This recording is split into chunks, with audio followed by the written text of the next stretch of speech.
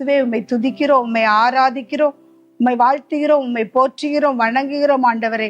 இயேசுவே அப்பா, எங்களை ஒவ்வொரு நாளும் அன்பு செய்து வழிநடத்தி வருகின்ற கிருபைக்காக உமக்கு கோடான கோடி நன்றியை செலுத்துகிறேன்.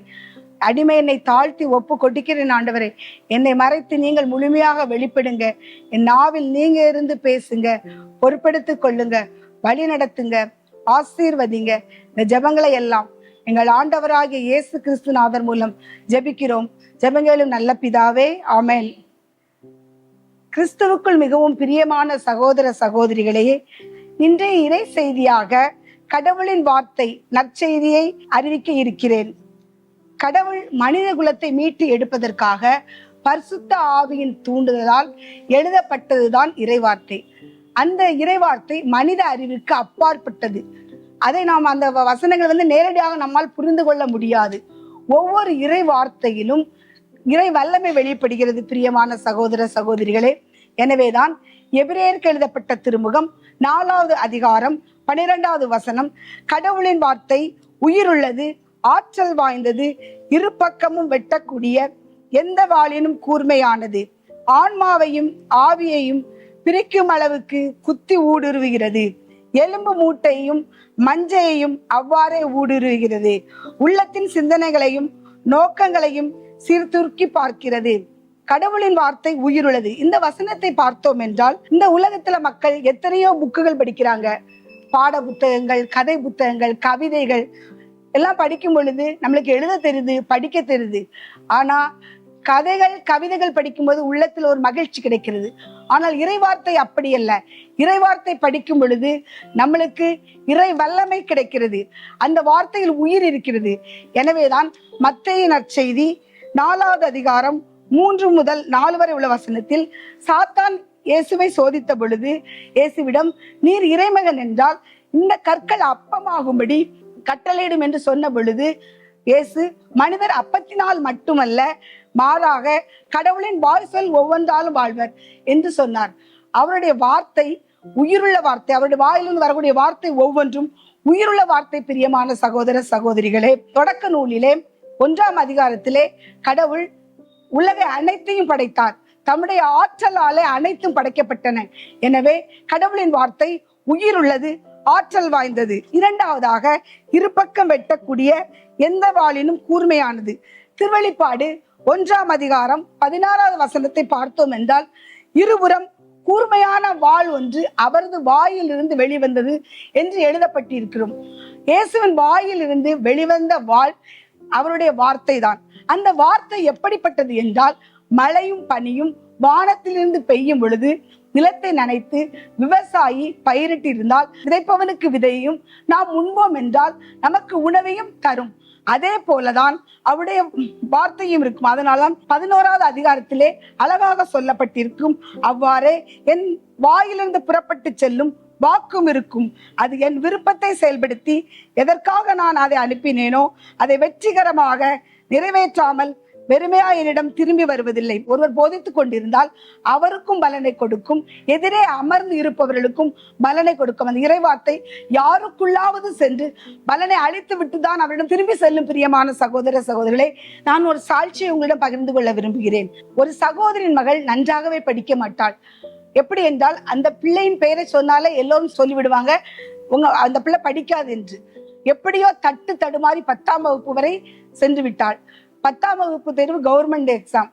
அந்த சகோதரி மிகுந்த கவலை, தன் மகள் பாஸ் ஆவாளா பாஸ் ஆக மாட்டாளா என்று மிகுந்த கவலையோடு ஒரு நாள் இறைவார்த்தை படித்துக் கொண்டிருந்த பொழுது கடவுள் இந்த வசனத்தை காட்டி கொடுத்தார்.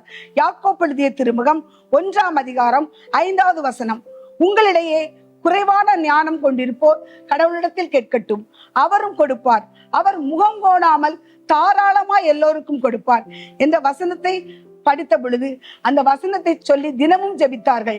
ஜெபித்துக் கொண்டே இருக்கும் பொழுது 10ஆம் வகுப்பு தேர்வும் வந்தது. மகள் தேர்வு எழுதினாள், ரிசல்ட்டும் வந்தது.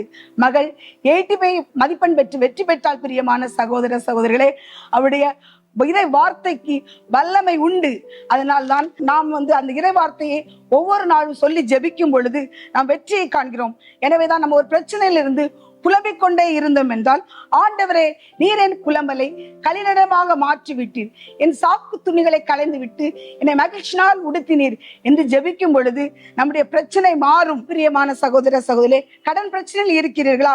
நீயோ கடன் வாங்க மாட்டாய், பிறருக்கு கடன் கொடுப்பாய் என்ற வசனத்தின்படி ஜெபிக்கும் பொழுது கடன் பிரச்சனையிலிருந்து விடுதலை பெறுவீர்கள். பொருளாதார பிரச்சனையில் இருக்கும் பொழுது என் கடவுள் கிறிஸ்து இயேசு வழியாக தம் ஒப்பற்ற செல்வத்தை கொண்டு என் தேவைகள் அனைத்தும் நிறைவு செய்வார் என்று ஜெபிக்கும் பொழுது பொருளாதார பிரச்சனையிலிருந்து நீங்கள் விடுதலை பெறுவீர்கள். பிரியமான சகோதர சகோதரிகளே, எதிர்காலத்தை குறித்து உங்களுக்கு கவலையாக இருக்கிறதா? ஆண்டவர் இயேசு எனக்காக வகுத்திருக்கும் திட்டங்கள் நல்வாழ்வின் திட்டங்களே அன்றி அவை கேடு விளைவிப்பதற்கான திட்டங்கள் என்று ஜெபிக்கும் பொழுது எதிர்கால வாழ்க்கை உங்களுக்கு சிறப்பானதாக அமையும். பயத்தோடு நீங்கள் இருக்கிறீர்களா? எதை குறித்தாவது? அஞ்சாதே, நான் உன்னுடனே இருக்கிறேன், கலங்காதே, நானே உன் கடவுள், நான் உனக்கு வலிமை அளிப்பேன், உதவி செய்வேன், நீதியின் கரத்தால் தாங்குவேன் என்று சொல்லி ஜெபிக்கும் பொழுது உங்களுடைய பயம் முற்றிலும் நீங்கி அவர் உங்களை தாங்கி வழியெடுத்து செல்கிறவராய் இருக்கிறார். பிரியமான சகோதரிகளே, இப்படிப்பட்ட இறை வார்த்தைகள் இது மட்டுமல்ல, ஒவ்வொரு இறை வார்த்தையிலும் இறை வல்லமை இருக்கிறது. எனவே ஒவ்வொரு இறை வார்த்தையும் சொல்லி சொல்லி நம்ம ஜெபிக்கும் பொழுது வாழ்வில் வெற்றி அடைகிறோம். மூன்றாவதாக, ஆன்மாவையும் ஆவியையும் பிரிக்கும் அளவுக்கு குத்தி ஊடுருவுகிறது. பெயருக்காகவும் புகழுக்காகவும் பெருமைக்காகவும் ஒரு பேராசிரியராக ஆக வேண்டும் என்று ஏங்கிக் கொண்டிருந்த புனித சவேரியாரிடம் புனித இன்னாசியார், ஒருவன் உலகமெல்லாம் தனதாக்கி கொண்டாலும் தன் ஆன்மாவை இழப்பாரெனில் அதனால் அவனுக்கு கிடைக்கும் பயன் என்ன என்ற இறைவார்த்தையை சொன்ன பொழுது அவர் ஆன்மா குத்தப்பட்டது. அவர் அனைத்தையும் விட்டுவிட்டு கடலோர பகுதிகளுக்கு சென்று இறை ரட்சணை பணி அறிவித்து அதிகமான ஆத்துமாக்களை இயேசுவுக்கு சொந்தமாக்கினார். நாம் அனைவரும் இன்று கிறிஸ்தவர்களாய் இருக்கிறோம் என்றால் அவர் செய்த பணிதான். பிரியமான சகோதர சகோதரர்களே, அது ஆன்மாவை குத்தி ஊடுருவக்கூடியது. எனவேதான் ஒவ்வொரு நாளும் திருப்பலியில், ஆண்டவரே நீர் என் இல்லத்தில் எழுந்தருளி வர நான் தகுதியற்றவள், ஆனால் ஒரு வார்த்தை மட்டும் சொல்லியருளும், எனது ஆன்மா நலமடையும் என்று ஜெபிப்போம். அவருடைய வார்த்தை நம்முடைய ஆன்மாவை நலமடைய செய்யும். பிரியமான சகோதர சகோதரிகளே, நாலாவதாக, எலும்பு மூட்டையும் மஞ்சையும் அவ்வாறே ஊடுருவுகிறது. எசேக்கியேல் புத்தகம் 37வது அதிகாரம் 1வது வசனம் பார்த்தோம் என்றால், ஆவியானவர் எசேக்கியேல் இறைவாக்கினரை பள்ளத்தாக்கின் நடுவில் நிறுத்திய பொழுது அங்கே பார்த்தால் உலர்ந்த எலும்புகள், கை தனியாக, கால் தனியாக, உடம்பு தனியாக காணப்படுகிறது. அப்பொழுது கடவுள் அவரிடம், இந்த உலர்ந்த எலும்புகளுக்கு இறைவாக்கு உரை என்று சொன்ன பொழுது அவர் இறைவாக்கு உரைத்தார். எலும்புகள் அனைத்தும் அதனதன் உடனுடன் சேர்ந்து கொண்டன, நரம்புகள் தொடுக்கப்பட்டு சதைகளால் மூடிக்கொண்டன, ஆனால் உயிர் மூச்சு இல்லை. மீண்டும் கடவுள் அவரிடம், இந்த எலும்புகளுக்கு உயிர் மூச்சு புக இறைவாக்கு உரை என்று சொன்ன பொழுது அவர் இறைவாக்கு உரைத்தார். உயிர் வந்தது. அவர்கள் அனைத்து எலும்புகளும் கால் ஊன்றி நின்றன, மாபெரும் படைத்திரள் போல் நின்றன. பிரியமான சகோதர சகோதரர்களே, அவருடைய வார்த்தை ஒவ்வொன்றும் எலும்பு மூட்டையும் மஞ்சையும் ஊடுருவக்கூடியது, உயிரை கொடுக்கக்கூடியது.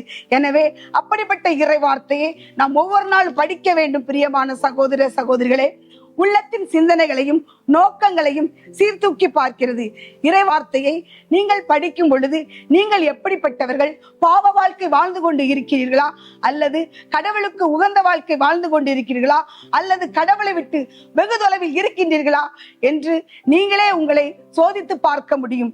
எனவேதான் 2 தீமோத்தேயு 3ஆம் அதிகாரம் 16வது வசனம் என்ன சொல்கிறது என்றால், மறைநூல் அனைத்தும் கடவுளின் தூண்டுதல் பெற்றுள்ளது, அது கற்பிப்பதற்கும் கண்டிப்பதற்கும் சீராக்குவதற்கும் நேர்மையாக வாழ பயிற்றுவிப்பதற்கும் பயனுள்ளது. கடவுளின் வார்த்தை உங்களுக்கு கற்றுத்தரும். பிரியமான சகோதர சகோதரிகளே, உங்களை நேர்மையாக வாழ வைக்கும், உங்களை ஒரு நீதிமான் போல மாற்றும், உங்களை நிறைய உங்களுக்கு அறியாத பல மறை உண்மைகளை கற்றுத்தரும். எனவேதான் ஒவ்வொரு நாளும் இறைவார்த்தை படிப்போம். இறைவார்த்தை படிப்பதனால் இவ்வளவு ஆசீர்வாதங்கள் நீங்க பெற்றுக்கொள்வீர்கள், விண்ணுலகத்தின் ஆசீர்வாதங்களை பெற்றுக்கொள்வீர்கள். பிரியமான சகோதர சகோதரிகளே, எனவே ஒவ்வொரு நாளும் இறைவார்த்தை படித்து நாம் அதன்படி நடக்க முயல்வோம். இப்பொழுது நாம் அனைவரும் ஜெபிப்போமா? இயேசுவே, இந்த உயிருள்ள வார்த்தையை உலகுள்ள மக்கள் ஒவ்வொருவரும் படிக்கவும், படிக்கின்ற பொழுது இறை வார்த்தையின் 100 மடங்கு ஆசீர்வாதத்தை ஒவ்வொருவரும் பெற்றுக்கொள்ளவும், அதன்படி வாழவும், இறைவார்த்தை படிக்கின்ற பொழுது மறை உண்மைகளை வெளிப்படுத்தி கொடுக்கும்படியாகவும், நற்செய்தியை பிறருக்கு அறிவிக்கும்படியாகவும் உமக்கு சாட்சியுள்ள பிள்ளைகளாக வாழும்படியாகவும் ஜெபிக்கிறோம். இந்த ஜெபங்களை எல்லாம் எங்கள் ஆண்டவரும் இயேசு கிறிஸ்து நாதர் மூலமாக ஜெபிக்கிறோம். ஜெபங்களும் நல்ல பிதாவே.